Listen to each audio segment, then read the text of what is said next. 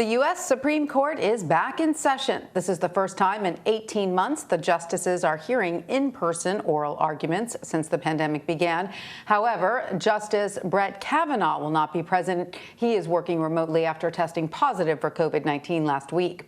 He and his colleagues will hear a variety of high-profile disputes involving politically charged issues. The court is still adding cases to its docket, but it is already scheduled to hear disputes over gun rights, abortion rights, and religious liberties.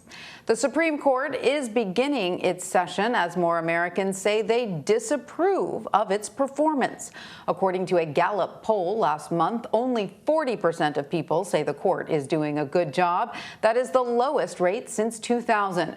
The poll was conducted shortly after the Supreme Court declined to block a controversial Texas abortion law and rejected a Biden administration attempt to extend a federal moratorium on evictions during the pandemic. For more on all this, I want to bring in CBS News politics reporter Melissa Quinn. Hi, Melissa. So right now, the Supreme Court has a 6-3 conservative majority, although the justices themselves don't like this sort of breakdown. What are some of the major characteristics of this court in particular compared to the court as it was comprised in previous years?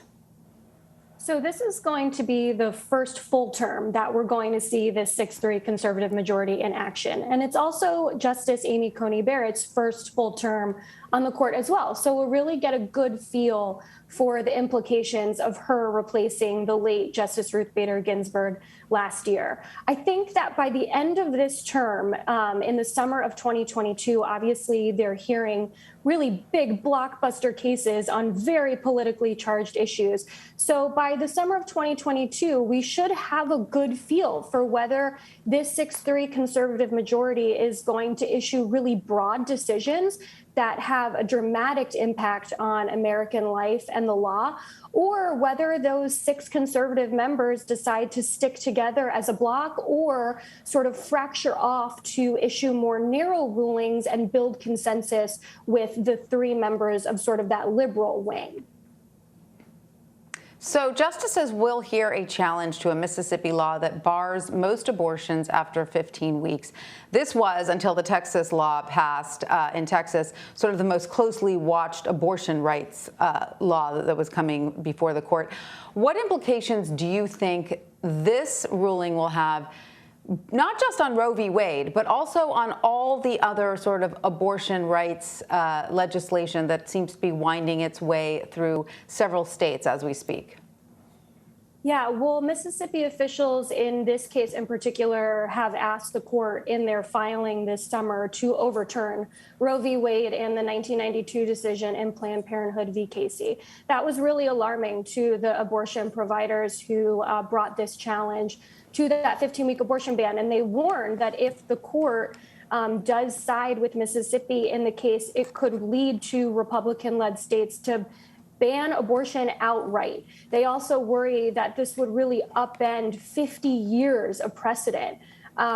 Obviously, we don't know what the court is going to do. They have some off-ramps and options in terms of whether they could issue a more narrow decision. But the abortion providers also say that if the court were to allow this Mississippi abortion ban to remain on the books, we could really see more Republican-led states in particular enact their own restrictions that sort of chip away at abortion access. And that's really concerning to them. Also, on gun control, justices will hear arguments on gun control and the Second Amendment in November and religious freedoms in December, 2 more politically charged issues. They will also hear arguments involving death penalty sentences.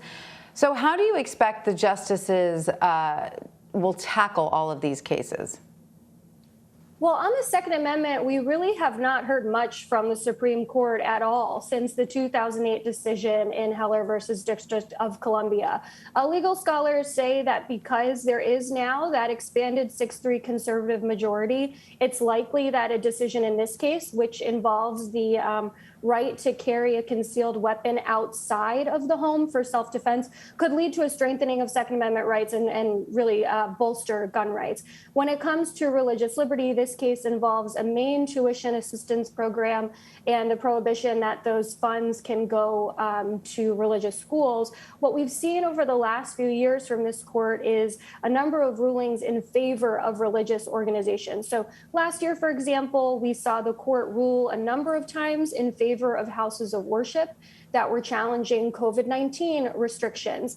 And with this new 6-3 expanded conservative majority, the census from a lot of legal scholars seems to be that we're going to expect to see that trend continue, that we will see the court in this case go ahead and side with the religious organizations.